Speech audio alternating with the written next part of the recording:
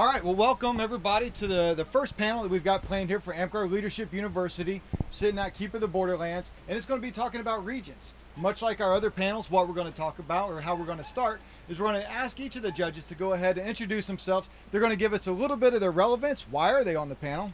A little bit of qualifier for each of you that are watching either online or sitting here in the panel with us. And then some quick 30, 60 seconds about your perspective on regents, and then we're going to go ahead and tie all that together as we go through the different questions and scenarios. So, Daedera, if you don't mind, we'll start with you. Okay, I am Daedera. I'm the queen of the Rising Winds. I've been regent twice before at kingdom level. I am very active in ANS. I'm a park. Kind of one of the things I think about being regent, it's not just like the typical job, but it's more like a mentorship and a leadership role. And it's about getting other people involved in the thing that we love, ANS. All right, thank you. Jiffee? Sir Jiffee Mourningwood from the Wetlands, Regent Reign 19 in the Wetlands. I think I agree with what she said about being Regent. It's all about keeping the kingdom interested and involved in arts and sciences, and it's a very important part of the game, and the Regent plays a big role in that. I'm Dame Elissa Mackan, and I was Kingdom Regent over the Wetlands, Reign 9 and 10. I've always been really involved of getting people involved into ANS, not just masters, but getting newbies with garb and with interest in ANS, not just the garb part, not just the artwork, but the armor and everything else included into that. And I created a booklet called Easy to Do Garb, and so that the new person that just comes into Amtgard can look at it and follow the directions and make their own garb, and then they go on from there and create more difficult garb. All right, thank you. Raphael? Sir Raphael, I'm from the Burning Lands, where I serve Regent there, and now currently Polaris. Excuse me. Speak up. Oh, Sir Raphael of the Burning Lands, Regent there a couple of times. Now I'm reside in Polaris, where I've been Regent there. The big thing for me is making sure you promote aspects of arts and science, and as much as you can. If you can't, you find the people who can. And the big thing as Regent is all about its service and making sure if you can't do the job, finding the right person who can, because the Regent is probably one of the most underrated, underappreciated offices of Amtgard. They shine a couple times a year, or a couple times a reign, and then they get dumped on the other times. And it's that balance of being able to show the light all the time and being successful. Sure. All right, thank you. Well, listen, I'm going to start with you in my first question. Okay. This actually came up, and we're going to bounce to each of you to answer because everybody hit on it a little bit. How do I encourage arts and sciences in my park? Whether I'm small, whether I'm large, it's up to you to play the battlefield. But what does that mean? More tournaments, less tournaments, what? Well, you could have more tournaments, but I think if you have too many tournaments, you don't get the quality. And some people will say, well, I want to only enter in this tournament, and so you might not have as many turnouts. I would suggest doing quality tournaments, having maybe 3 tournaments throughout the reign, but have it quality work, and also have fun contests. Get them interested into it, not just Dragon Master. You could have fun newbie tournaments to get them. An example? Do you have an example from your reign you want to share? Well, we did have a newbie tournament. If you had 3 or less in any category, it was only for those people to encourage them. Somebody that is never entered in a dragon, but they might be a master owl, but they want to get a dragon, they might enter in a different aspect of ANS. So. Okay. Do me a favor, remember, I know it's easy to get focused on me because I'm asking the questions, but speak to everybody out there and just plays better all around. Not a problem. So, same question, but we're going to, Daedera, Rising Winds, how do you guys do it there? One of the things that we really like to do at our events is have ANS classes. And the classes that we have we try to make related to Amtgard, and sometimes like obscure. It's hard to do a whole belt, but I mean, you can come down and make a belt favor and learn a couple weaves of macrame that might get you interested in it, or like scroll making classes, which I think is kind of like a lost art sometimes. I like to see people getting out there and giving out those, like, even at your small parks, if you just take some time to make something special for someone, it means a lot more to them, and that's what I think is really cool that you could do. Okay. Raphael, your experience in encouraging support and participation? Okay, I've got 3 solutions last time I was Prime Minister. I have 3 solutions last time I was Regent of Polaris. One was, besides having Dragon Master, you have a side competition per event. For example, when Michael and I stepped down at our May event, I had a banner competition. It didn't matter where you came, when you made the banner, etc. But if you brought a banner, you were submitted into a raffle, and you got a prize for that. The more banners you brought, the more tickets you got to be put in the raffle. And there's an old SCA adage that you can never have too many banners at an event. So you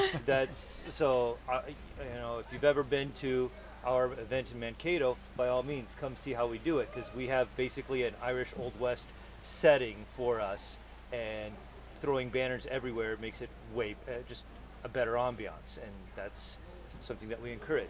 The other thing that I did is, besides hosting your standard Dragon Master, is every week I did a technique of the week on our Polaris Facebook group page, where I went out and I found tutorials on YouTube. And because YouTube is the matrix nowadays, it's the beta test of the matrix. If you want to learn how to do something, you type it up, and boom, you can figure it out. I taught a young lady within an hour how to make macrame belts just by looking up friendship bracelets on YouTube. She figured it out. She went there, found patterns she wanted. And are you wearing one? No. Oh, sorry. All right. So, so she looked it up. And yeah, we cut the cord, and she set it up in an hour to be able to make a friendship bracelet out of macrame cord. 2 days later, she's got this thing done, and it's fantastic. And so I was working with this young lady before I became Regent, and I was like, okay, well, if this is the way I'm going to start showing off examples, I don't have to shoot the videos. There's no way I'm going to shoot 24 videos in a rain, but I can find 24 tutorials to do. Like when we were at Crown Qualls, was coming up, it's like, okay, how do we present things? So I showed how to make chocolate bowls, so you could present desserts out of that. Or when we were getting close to our mid-reign, you know, you theme it for either food, etc. And you know, I had sewing tutorials on there. I had art tutorials. I had painting techniques. And 24 seems like a lot, but the reality is, if you say like, oh well, what does this involve? You can find the things that you can find it. You just have to be able to have a decent enough word bank to look for it, because it's all there. YouTube is amazing. And if you wanted to actually see all the techniques of the weeks that I did, you'd have to scroll back to about 2013, 2014, and they're all there, still archived on Facebook. Okay. Very cool. Jiffee, back to the wetlands. One thing we do classes, but we have an event called Collegium, where once rain we rent out a big hall, or sometimes we do it at a college or whatever, and we get teachers to do different things, and it's like an event that we do, and everyone comes out and learns different things. You can take all the classes in one day. We even have a little separate area for people who just like to fight, you know, that come. But that's one thing we do, and that helps out a lot, and you get to learn 4 or 5 different things in one day. You know, macrame, you know, we even did one, how to judge an ANS tournament, yes, and things like that. Also about, we do themed ANS tournaments. Only enter your best, you know, pirate items or things of that nature to keep, you know, people interested and make it fun for people entering. Keep it different. Okay, thank you. Daedera, you mentioned mentorship. Yeah. For the Regent and stuff like that. Can you expand on that a little bit for me? I guess one of the things that I like to keep in mind, I'm sure it's different from support. I'm pretty sure it's Amtgard wide, but like, it is a mentorship position. They're one of the leaders that you have. It's about inspiring people to get involved in service, because Regent is service. It is arts and sciences. And it is about, like someone said, finding people that can do stuff, but also maybe taking someone along with you and being like, hey, this is how you do this, because you've got fees, you have classes or contests or other events that you're running that are going to be related to that, so you can bring people in and teach them about like logistics and how to handle those kinds of things, which is important, that we have people that know how to do that stuff so everyone can have a good time. And I think regents do that a lot, and that's not really noticed as much as what you got on your ANS score at Quals or at Dragon Master.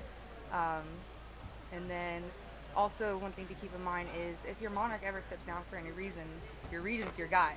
So that's also important to keep in mind, I think. Okay. Elissa, you want to expand on that at all? Definitely on the regent is the next person in line, just in case something happens. We've had occasions that the monarch either had to step down or something happened, and the regent was the first person to go to, and they have to know exactly what's going on with the king or the queen, whoever's in charge, the monarch, and they need to know how to handle things. So it is a strong leadership position. It's not just ANS, and it's not just the frilly things that go on, because you still have the fighting aspect in there, and because fighting is an art too. But I do like how you said that, to remind them that they are part of the kingdom, and we need to help out. Okay. So, scenario, and Jiffy, we're going to start with you. But here's the scenario: I'm a young up and comer. I'm excited about Amtgard. I'm enjoying ANS. Why would I want to be the regent? Why do people want to be regent? I think it's all about your love of the game and the arts and sciences aspect. You really get to get super involved in it when you become regent.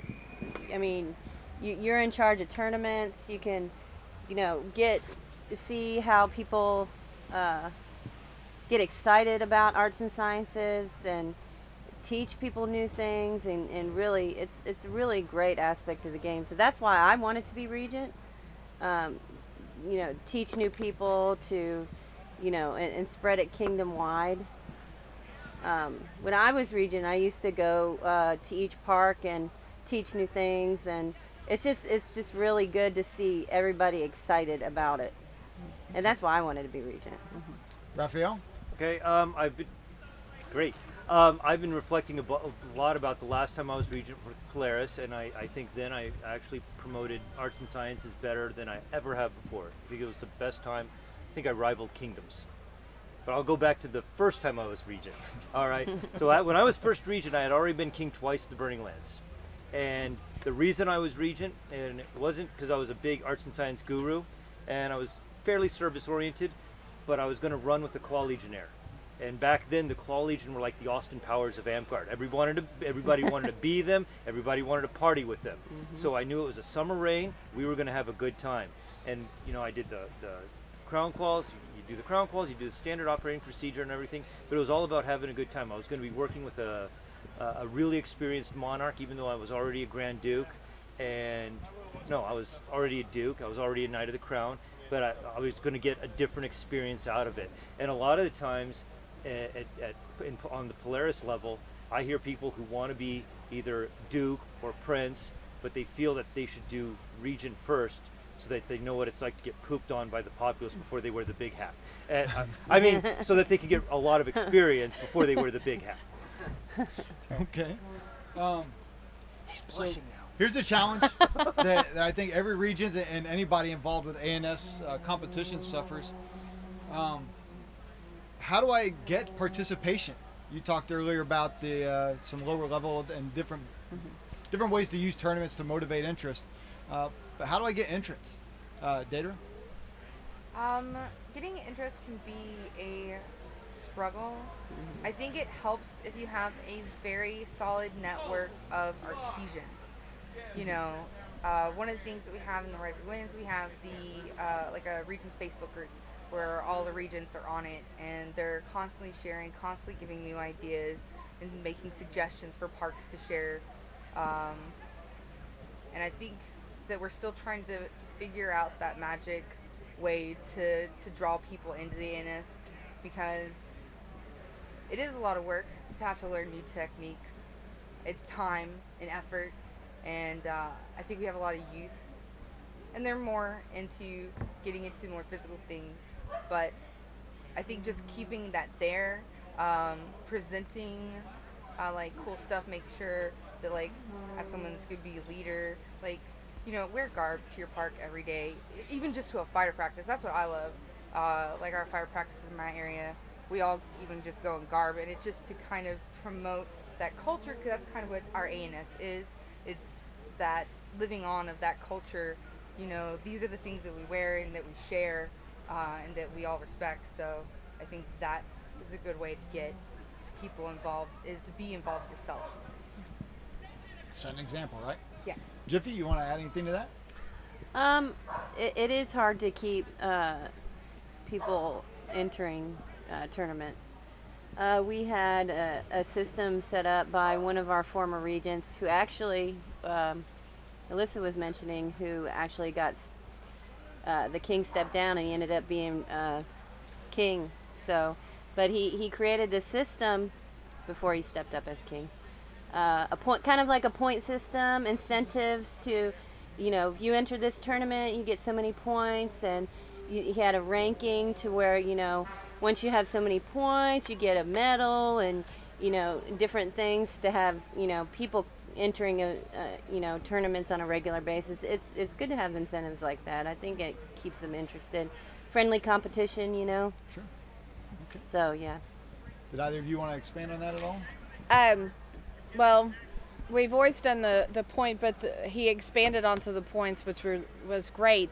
But what I was going to say is that when we have right now, we have Facebook, and Facebook has been a great thing because our regent can talk to all the park regents much easier, and then they get the park regents involved into it, and they have friendly competitions with the different parks, and then they can bring their parks entrants to an online kind of a tournament, and then they judge the online tournament, and then they can bring it to a next kingdom level event. So it's kind of like in different steps, different stages, and that's we've had a lot of success with that, because then more people get involved that might not be able to go to those kingdom level events, and so they could enter it at their park, and then it gets judged and it moves up to the different levels. So we've been getting a lot more.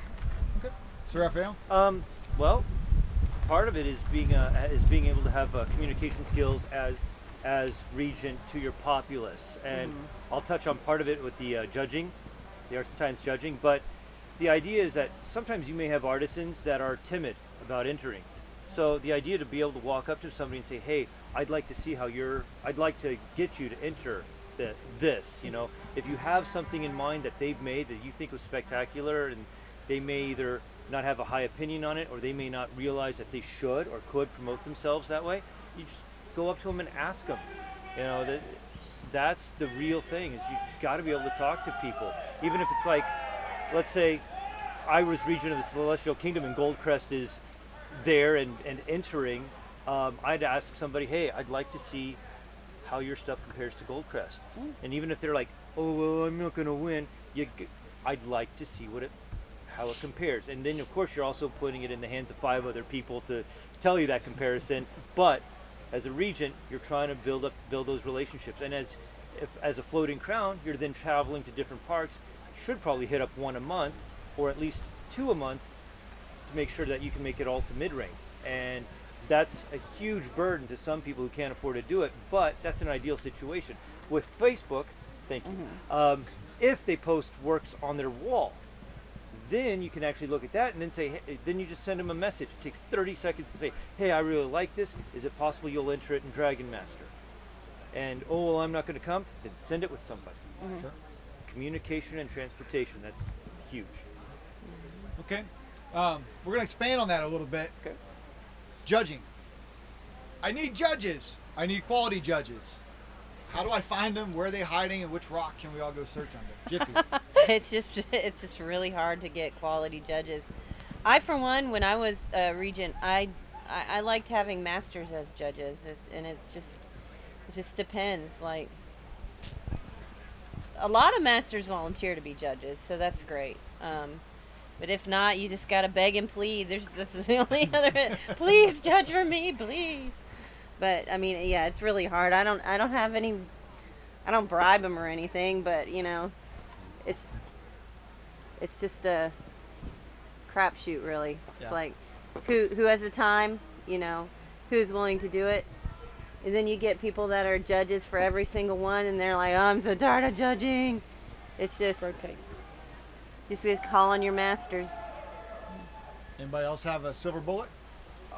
Okay, so when you said you bribe, we had a fantastic regent about a year and a half ago for our duchy, and she gave all the judges who did it a little gift bag, and it may have had like a candy bar. It had candy bars in it, That's a and good $5 Caribou or Starbucks gift card. It was like, thanks for putting this time and effort into it. Mm-hmm. And that's like how you get the judges to, once they get there, you're rewarding their good behavior. Finding them,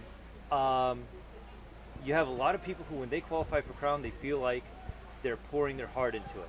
And they may feel like they've entered the Mona Lisa, and a judge may feel like they're looking at a stick figure. All right, more on that on judging. But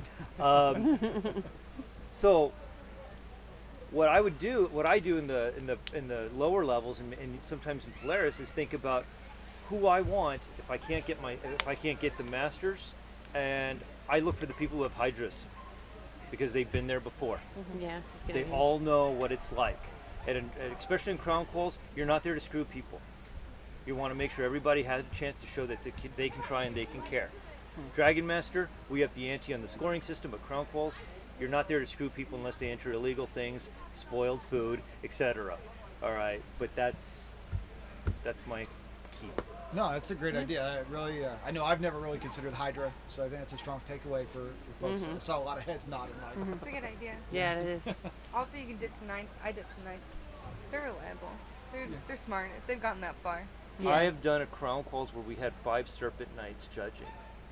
That was rough, and you know, I sweated it out the whole day to take second. And I was pretty pleased about that. So, YouTube, you talked about it. Yes, One of the sir. greatest things about YouTube or today's Matrix is obscure or emerging crafts. Uh-huh. You know, plastic dipping, 3D printing, all kinds of different stuff now is really hitting Amtgard, where before in the past it may have been more the medieval centric kind of items. How do we encourage those? What do we do with them? Should we encourage them? Random thoughts. I'll get to you because I see you're eager, so I'm gonna let you stew for a little bit. Daedera. I mean, at Night Quest last night, I ran a pop culture Michael up. Jackson. Okay, sorry. I think that we should definitely encourage the newer arts. I don't know that much about 3D printing, but I know it's brilliant. I think that we have a slot for that. Other are multimedia, and I love there's Amtgard videos now. There's just so much, and YouTube can also be a really great tool for getting information out there. YouTube is amazing for Amtgard. You should look into it, find stuff, get involved. It's really great. I'm going to tag on to that if you don't mind. Also need you to speak up. Okay, sorry. Not only YouTube, but Pinterest. Pinterest has been a great thing because they have people not only involved with the ANS for Amtgard and SCA or any kind of crafty things, but you can look at something that is you might not think, oh, I can use this for Amtgard, but you can change it around, add your own little flair to it. There's tons of things online now, so we have all this multimedia things, so you can find things from all around the world, and you can look at different cultures, different heritages, and see how they do things, and then twist it to that medieval fantasy, sci-fi type culture that we are of Amtgard, and that just it adds just so much to it. So use YouTube, use Pinterest, use the masters, use the leaders, and then come together and say, hey, I really want to learn this, or go to somebody and say, I see that you're doing this.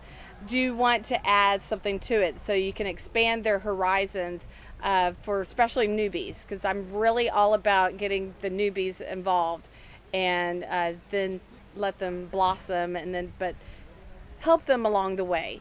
I like that. Okay. Jiffy, we're going to continue to torture Raphael, so. Well, He's writing notes. I like YouTube because if you have somebody that's interested in something, like I'll use me as an example.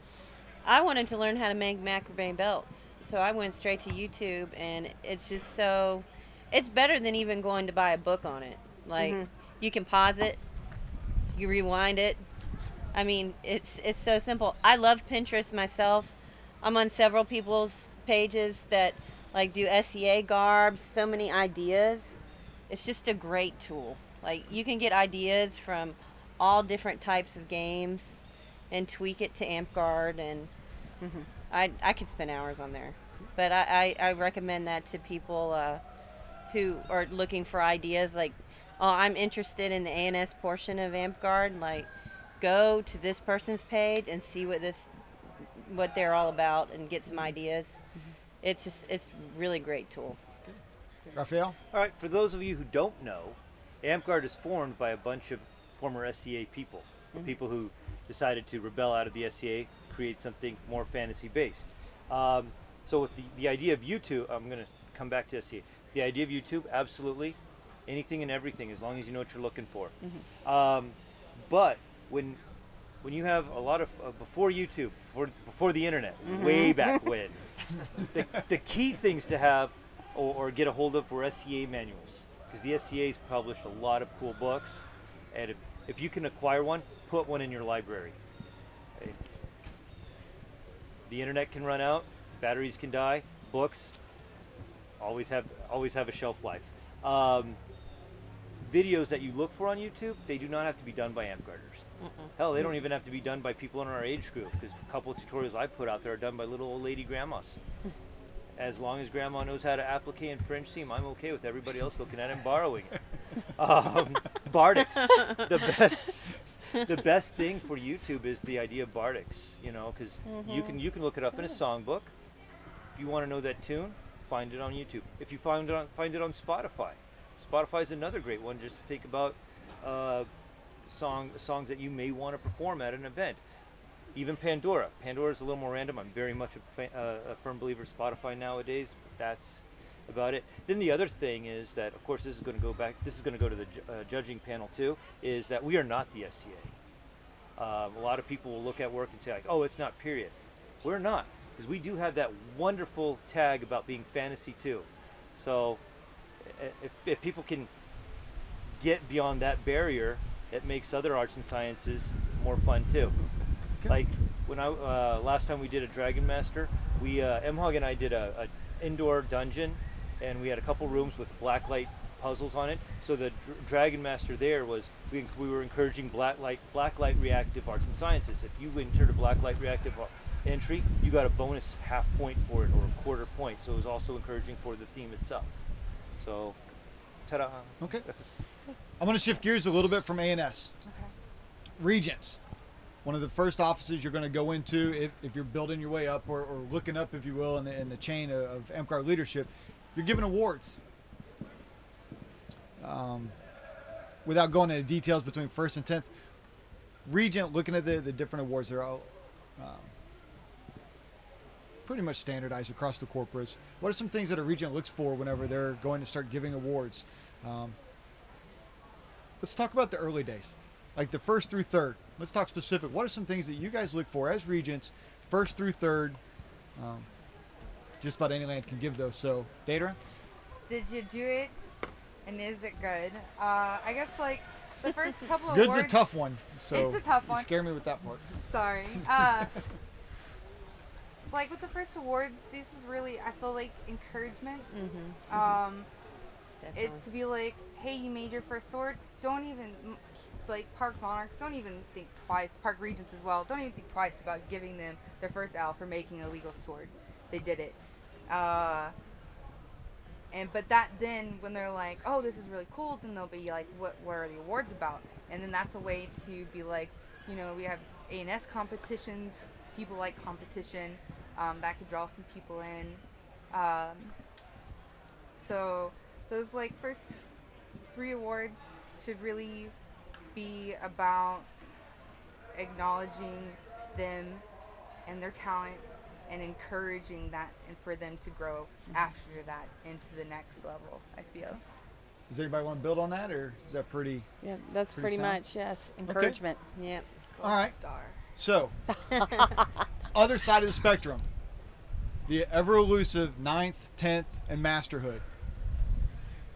Regents, fill me in. What are you looking for, Elissa? Well, I look not only the quality, but looking at the time, because you can put in something that looks really good, but could take 5 minutes to do. And I'm like, that's not gonna really deserve maybe a 9th or a 10th, or even a Masterhood. I want to see more than just one thing. I like to see multiple things and say, and not really group them together, but to see, are they doing the same thing over and over again? If you're turning in, oh, I make really nice garb, and to get that 9th and 10th, you're doing the same thing, just different material. I'm sorry, that's not going to get you your 9th or 10th. I want to see a different spectrum of that, even though it is, yes, difficulty and the different kind of materials, not just, oh, I made a surcoat again, but it's using 2 different colors, or I'm doing some applique work, but it's the same applique, just a different color. I definitely want to see more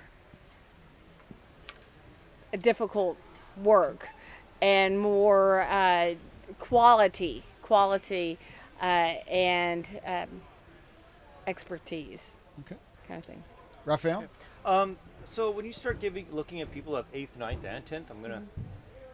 That's when Knights Guilds actually start looking at people, and maybe even 7th.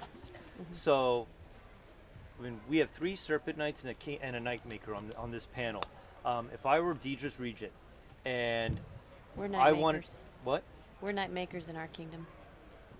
Are you a Serpent Knight? Yeah. Okay. So, so if I were Daedra's Regent and I wanted to give somebody an 8th, 9th, or 10th, I would talk to her first, because she gets to decide Masterhood and or Knighthood, and if we're not in agreement that this person should be closer to that, sorry. No, that's a great perspective. All right. So the other thing is, and it was already touched on about a single item. When you start getting to 8th, 9th, and 10th, you're no longer looking at 7 single items. I'm not anyway. I'm looking at a body of work, and it might be a 2, 3. If you're getting your 8th, it might be a 2, 3, 4 piece body of work. And by your 10th, you're able to consistently in Dragon Master, Crown Quals, or whatnot. You're putting up a body of work that people are like, ooh, I don't want to compete against that. But it's kind of that, how do you get people, it conflicts against that, how do you encourage people to go. But at the same time, it's like, you want to have a body of work. I would never ever knight somebody who just entered 10 items over the course of 3.5 years, you know what I mean? Gotcha. So that's that. Yeah. Agree. Anybody want to expand? We good? I want to say I agree. It's like a body of work is typically what you're looking at Masterhood. It's, you want to see volume, you want to see depth, and you want to see that they've grown. And that is by like trying different things, experimenting. And I mean, sometimes things aren't always going to be perfect, and that's why you kind of have to look, what I want to say, like the breadth of everything. Because also, like, someone makes some really awesome garb, it's appliqued all really nice, and it's like got like a matching set. Maybe it was like a couple company garbs, and if there's just a few like small things, you shouldn't really like. It's obvious that they are a master of their craft, and that you should continue to acknowledge that with them. Okay. Thank you for that. Jiffy, how do I encourage role playing? Let me get this one right. How do I encourage role playing and really just overall character building? As far as ANS is concerned, As a regent, if I want to do it, how would I do it? I go back to where we do themed tournaments. You know, a monster garb tournament. Everybody enters their best monster garb. That encourages RP. Things like that. Just themed things that encourage the RP aspect. Anybody else want to add on that? Raphael? Of course. I'm not a big role player. I don't quest nowadays, but Her Majesty at Clan complimented Polaris above and beyond the Call of Duty, because there is one aspect of role playing that I believe in, and that's court. Court is a role play. When you when the populace stands up for the monarch to acknowledge her position, respect her, that's part of role play. When you have a herald up there at court who can actually address the audience, address the people who are being presented at court, that's a huge role-playing thing. When you step down, it's huge.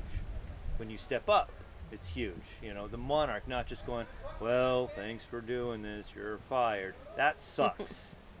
When they say you did a fine job, you have met the expectations of this kingdom, and we all appreciate your service, and then they take away the crown while they've been kneeling, that's role play. And that's important. That's part of the pomp and circumstance. No, I think it's a great point, because sometimes we forget about that stuff, and we're looking to define role play in a box that nothing in Amtgard fits in a box, right? Right. Can I? Yeah, it's your world. That just brought something to mind that I want to pass on to Regents. I feel that court, for me, was always a really fun time, and you should indulge in that. You know, get banners up there, have the fancy of the hall. If your monarch has a certain theme, like try to meld to that theme, and you will make that court so memorable for so many people. And that is awesome. So I much encourage, get involved in your court, like the setup, visuals, ambiance, it's all really important, and that can get people into the role play if you create that stage for them. Okay. We're about to start wrapping things up, so we're going to throw this out there. What's the one takeaway? What's the one nugget, whether it's already been talked about or not, that you want anybody who's been watching this to know about Regents? If anybody would like to go first, we'll let you control the order, so you got time to think. I say encouragement. Whether they're somebody new just coming out for the first time, talking with them, encouragement, or if they're an old timer, giving them different ideas on something. But encouragement is the I think the heart of it. Great. Okay. Next. I second that. That's a big part of it. Raphael? Thank you for caring and trying. Okay. Have heart. They're gonna be, you give awards, and sometimes people aren't gonna be happy with that, and that's okay. Just be confident in yourself that you know you're making the right decision, and don't let that get you dragged down, and don't let that burn you out, because you're doing an awesome job. Well, thank you all for taking the time out of your event to spend some time with us. I think it's going to be very value added. And again, just thank you for participating. Thank you all for having us. Thank you so much. Thank you.